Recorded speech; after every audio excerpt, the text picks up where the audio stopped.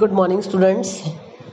Now we have already covered the topic scientific management and its principle. We have already discussed what do you understand by the scientific management.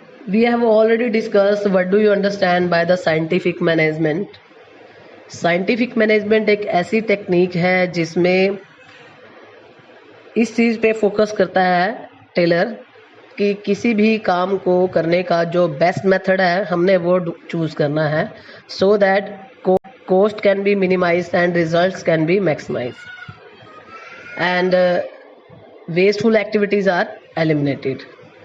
So for this he has given 9 techniques to us for our better performance and techniques of scientific management are there. And first technique is that is functional foremanship. Functional foremanship technique जो है main focus करती है specialisation पे, और ये specialisation पे focus करने का मेन पर्पस क्या है कि हर पर्सन जो जिस एरिया में एक्सपर्ट है उसको वही काम दिया जाए, दूसरा काम ना दिया जाए. अगर एक पर्सन जिसमें एक्सपर्ट है उसी वही काम करेगा तो वो उसको बेटर रिजल्ट देगा. इसी वजह से ये टेक्निक जो है स्पेशलाइजेशन पे फोकस करती है. और मेन पर्पस साथ में क्या होगा, fuller utilisation of resources with the purpose of specialisation. And इस टेक्निक को जब हम फॉलो करते हैं तो पूरी एक फैक्ट्री में जितने भी ऑल ओवर डिपार्टमेंट्स होते हैं उनको 2 पार्ट्स में डिवाइड कर दिया जाता है. एक planning and second is production. Planning department is given to planning officer.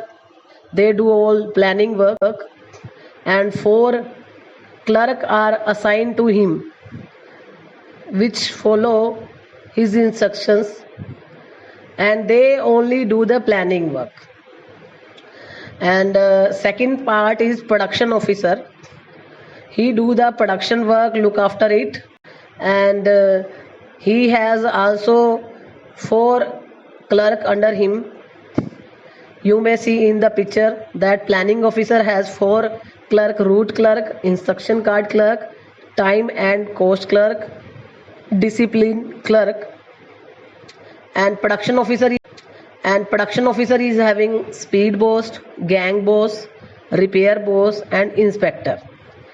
They all are managing workers, but जितने भी ये लोग हैं 8 persons, इन सभी को जो वर्क असाइन किया जाता है वही किया जाता है जिसमें वो एक्सपर्ट होते हैं. ऐसा करने से बेनिफिट ऑफ स्पेशलाइजेशन हम अवेल कर सकते हैं, बिजनेस के रिसोर्सेज का मैक्सिमम यूटिलाइजेशन कर सकते हैं और बिजनेस के लिए बेटर रिजल्ट ला सकते हैं.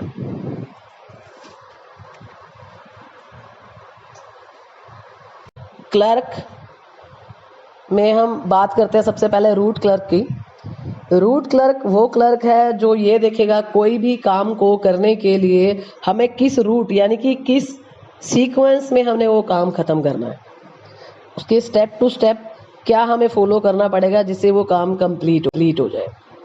यानी कि आप ये कह सकते हो job to be done for the day and where it is to be done, ये सारा कुछ रूट क्लर्क बताएगा.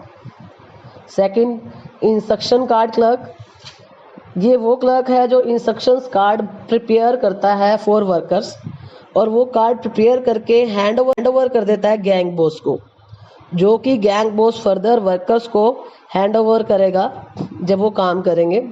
और इन कार्ड्स में लिखा क्या होता है, about the nature of work and procedure of doing it and material they will use and detail about the machinery. And next one is time and cost clerk. Time and cost clerk जो है वो particular देखेगा कोई भी काम किस समय start होगा और किस टाइम खत्म होगा. मीनिंग आप ये कह सकते हो what time and the whole work will take place, पूरा वो डिसाइड कर लेते हैं. और मेन पर्पस क्या है कि टाइम का वेस्टेज ना हो साथ ही साथ वो ये भी डिसाइड करते हैं कि ऑल ओवर एक प्रोडक्ट को प्रोड्यूस करने की कॉस्ट क्या रहेगी। फोर्थ है आपका डिसिप्लिन ऑफिसर। डिसिप्लिन ऑफिसर ये इंश्योर करेगा कि कोई भी काम जो भी ऑर्गेनाइजेशन में हो रहा है वो सारा डिसिप्लिन मैनर में। So these 4 clerks are planning, performing only, not doing any production work. Now come to the production department where 4 clerks are working. First is gang boss. Gang boss generally organisation में क्या किया जाता है, control के point of view से पूरी organisation के worker को ग्रुप्स में डिवाइड कर दिया जाता है और हर ग्रुप का एक लीडर बना दिया जाता है, उसको हम गैंग बॉस बोलते हैं। और उससे ये एक्सपेक्टेशंस की जाती हैं कि वो वर्कर और मशीन्स दोनों को चेक करे कि वो दोनों एक दूसरे के लिए फिट है कि नहीं। This means machines properly use होनी चाहिए बाय वर्कर्स, यानी कि उनको पता होना चाहिए मशीन कैसे यूज हो रही है। साथ ही में वो ये भी देखता है कि जो मटेरियल रिक्वायर्ड है मशीन के साथ यूज होने के लिए वो अवेलेबल हो। एंड नेक्स्ट है हमारा स्पीड बॉस। स्पीड बॉस देखो नाम से ही पता चल रहा है, जस्ट हमें ये बताएगा कि वर्कर्स जो जॉब परफॉर्म कर रहे हैं what is the speed of that work, क्या वो स्पीड एक्सपेक्टेड स्पीड के अकॉर्डिंग है या नहीं जो हमने प्लान की थी। अगर नहीं है तो उसका क्या सॉल्यूशन करना है, कैसे उसकी स्पीड को बढ़ाना है वो देखना। And next is repair boss. Repair boss का मेन फंक्शन होगा repair of machines and tools. अगर इन केस है उसको साथ साथ रेक्टिफाई करें, यानी कि उसको हमेशा वर्किंग कंडीशन में रखने का काम रिपेयर बॉस का होगा। After that there is one inspector. Inspector only inspects the production. He will check the quality of the product produced and compare with the standard product. If the product match with the quality then there is no problem, but if there is mismatch or difference between the quality then unfavorable results के लिए जो भी corrective actions लेने पड़ेंगे वो लेगा। So these are the 4 clerk under production officer. All over these 8 clerks are working in a factory to all over control and manage the workers. So students, this is the first technique of scientific management which is very important from point of view of exams. So do it very properly and do it in deep study, because normally question जो 1 marks के भी आते हैं, कई बार case study में भी आते हैं, तो आपको आइडेंटिफाई करना पड़ जाता है कि कौन सा क्लर्क जो होगा ये इस टास्क को परफॉर्म करेगा। सो सभी जितने भी क्लर्क हैं उनकी जो परफॉर्मेंस है कि उन्होंने कौन कौन सा काम। So students, next technique of scientific management is standardisation of work. Standardisation means क्या है, आप पहले से किसी भी एक्टिविटीज को परफॉर्म करने के लिए उसके स्टैंडर्ड्स सेट कर दोगे। फॉर एग्जांपल, मैंने एक एक्टिविटीज को परफॉर्म करने के लिए उसके स्टैंडर्ड्स सेट कर दोगे। फॉर एग्जांपल, मैंने एक दिन में एक वर्कर से कितने यूनिट्स प्रोड्यूस करवाने हैं, for example I am presuming 10 units का एक स्टैंडर्ड फिक्स कर दिया कि एक दिन में एक वर्कर प्रोड्यूस करेगा। इन अदर कह सकते हैं वर्कर के लिए एक्सपेक्टेशंस होगी कि वो standard amount of work every day perform करेगा, और बाद में जब वो एक्चुअल वर्क परफॉर्म करेगा देन उसको कंपैरिजन किया जाएगा। अगर इन केस कोई डेफिशिएंसी हो तो उसमें करेक्टिव एक्शंस लिया जाएगा। ऑल ओवर स्टैंडर्डाइजेशन का पर्पस क्या है? स्टैंडर्डाइजेशन हम इसलिए करते हैं so that to introduce to ensure the quality standards. Secondly, to establish standards of performance of men and machines. सबके लिए स्टैंडर्ड फिक्स कर देते हैं। इसके अलावा एक फर्म हो सकता है कि बहुत से प्रोडक्ट बना रही हो, तो उसमें कई कुछ प्रोडक्ट ऐसे भी होते हैं जिनकी बहुत कम डिमांड होती है या रेयर होते हैं, तो उनको उस प्रोडक्ट लाइन में से निकालना या रिड्यूस करने में भी स्टैंडर्डाइजेशन का यूज़ किया जाता है। यानी कि फिक्स साइज और कैरेक्टरिस्टिक के प्रोडक्ट ही उनको बनाने के लिए दिए जाते हैं जिनकी ज़्यादा डिमांड होती है, बाकी प्रोडक्ट को लाइन में से हटा दिया जाता है। तो स्टैंडर्डाइजेशन करने का ये ऑब्जेक्टिव होता है। Now third technique is simplification. Simplification means कोई भी काम करने से पहले आप क्या करते हो, अननेसेसरी उसकी जो स्टेप्स होते हैं उनको हटा देना। एक ऐसी टेक्निक यूज़ करना, जैसे फॉर एग्जांपल मैं ये कहूँ, एक फर्म है शूज़ बना रही है, तो उसके शूज़ के साइज़ जो है इस तरह से हैं, 0 साइज़ जो है इस तरह से हैं, 0 0.5 1 1.25 1.5 1.75 so it will be very difficult for maintaining a company to stock of all these shoes. So it is all right for 0 1 2 3 4 5 simple, and there is no justification in the difference of such size. In such a situation, different types of machine shall have to be established. More stock have to be maintained. Labor cost will also increase. So it is advisable to manufacture shoes only of proper size. In other words, simplification of product is the answer. This means अगर आप अपने product line को जितना simple कर दोगे, that will be helpful for organization also, क्योंकि वो उसकी कॉस्ट को भी कम करे, ऑल ओवर स्टॉक भी कम मेंटेन करने पड़ेंगे, मशीन्स भी कम रखनी पड़ेंगी, लेबर कॉस्ट को भी कम करेगा, राइट। सो ऑल ओवर इसका ऑब्जेक्टिव क्या है? Objective of simplification is first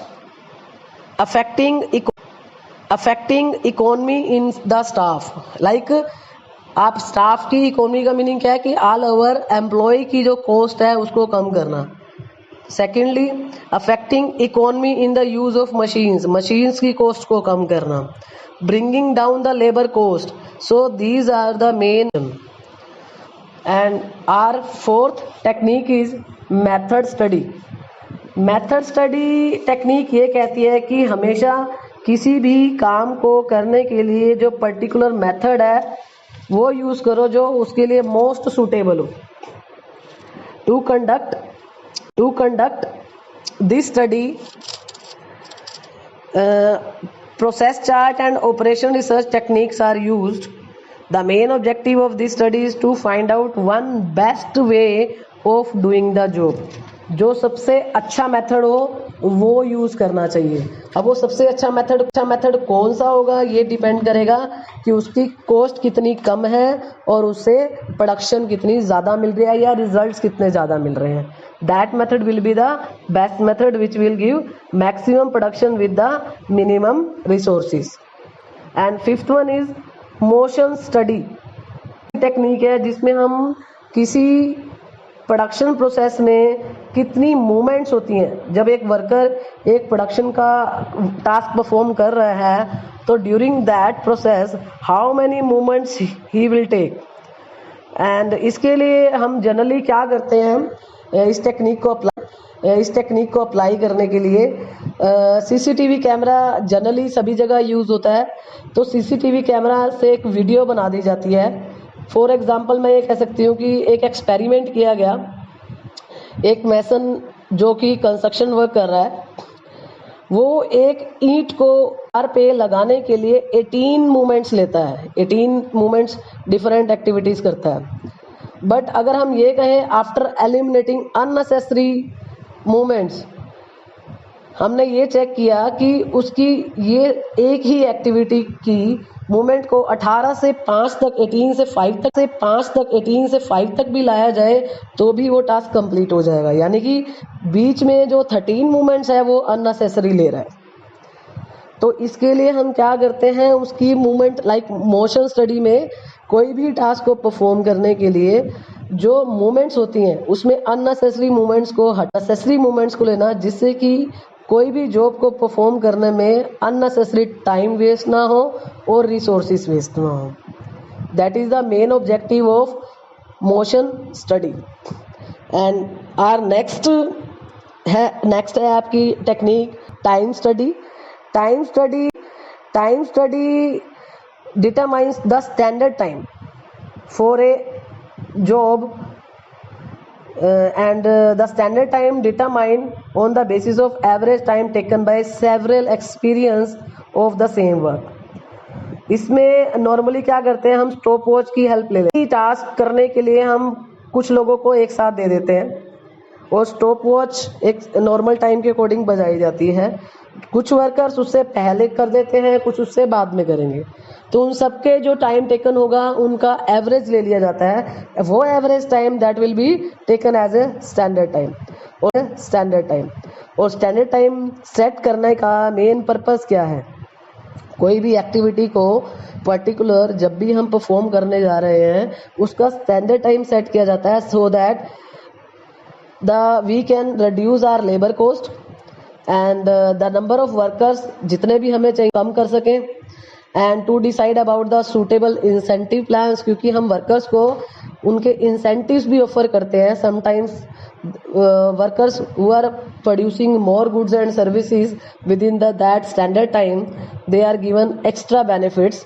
so इस पर्पस के लिए भी हम टाइम स्टडी करते हैं. And next is fatigue study. Fatigue study determine करती है किसी भी काम को करने की प्रोसेस में एक पर्सन को कितने रेस्ट लेने पड़ते हैं. अब रेस्ट क्यों लेने पड़ते हैं? When he feel tired. Generally whenever continuously work without taking any rest he will tired and his efficiency will become down. So Taylor feel that if a worker take a rest after a interval, after a break, and again work, he will work with the full capacity. The main objective of this study is to maintain efficiency level of workers, and there may be so many causes of fatigue. कई बार थकावट के कारण लंबा काम करना भी हो सकता है. समटाइम्स वर्किंग कंडीशन अच्छी ना हो वो भी हो सकता है. और वर्क कई बार एफिशिएंसी के अकॉर्डिंग ना मिला हो वो भी हो सकता है. और कई बार हमारे बॉस के साथ रिलेशन अच्छे नहीं होंगे तो वो भी एक फैटीग का रीज़न बन सकता है. So there are so many reasons. So fatigue study ये स्टडी करता है कि किस तरह से वर्कर्स को वर्क करते टाइम प्रॉपरली इंटरवल और रेस्ट देके हम अपने काम को बेटर वे से कंप्लीट कर सके. Next technique is 8th technique, that is differential piece wage system. ये ऐसी टेक्निक है जिसमें differential piece wage rate system technique ऐसी है जिसमें हम वर्कर्स को एफिशिएंट और इनएफिशिएंट दो कैटेगरीज में डिवाइड कर देते हैं. The persons who are efficient workers they are given more wages and who are less efficient they are given less wages according to their work. In this plan piece rates are given. Piece rates means product का price हो गया. One for those who produce standard output for a particular time and they are given higher rate, and on the other hand those who produce less than standard output they are given lower rate. And इसकी वजह से होगा क्या, वो workers जो efficient हैं they will inspire, वो और बेटर मोटिवेट होके काम करेंगे, उसकी परफॉर्मेंस और इम्प्रूव होगी. ठीक है. So differential piece wage rate वो सिस्टम है जिसमें डिफरेंट वेजेस पे की जाती हैं according to workers. And our 9th technique is mental revolution. Mental revolution is just a change in mindset of workers and management. Meaning ये है कि दोनों को अपनी सोच को बदलना चाहिए. वो एक दूसरे से कंपटीशन करने की बजाय एक दूसरे से कोऑपरेशन से काम करें. मेंटल रिवोल्यूशन एक माइंडसेट चेंज करने के लिए है, चाहे वो एम्प्लॉयर हैं या वर्कर्स हैं. एज पर द टेलर ये रिवोल्यूशन क्या है, चेंज इन माइंडसेट है, both employees and employers, because it will promote and will be beneficial both the parties. Normally हम यही देखते हैं कि इन दोनों पार्ट्स में हमेशा कुछ ना कुछ कन्फ्लिक्ट्स रहते हैं, जिसकी वजह से ऑर्गेनाइजेशन का जो वर्क है वो अफेक्ट होता है. तो for taking better results it is better to change our mindset, and this is the main set, and this is the main reason why mental revolution is required. So such a situation will result in increase in production, as high increase in profit. This will make any talk of division of profit meaningless. So mental revolution mindset. So students, these are the 9 techniques which are given by F.W. Taylor of scientific management, and these techniques should be studied by you in detail, because normally in case study.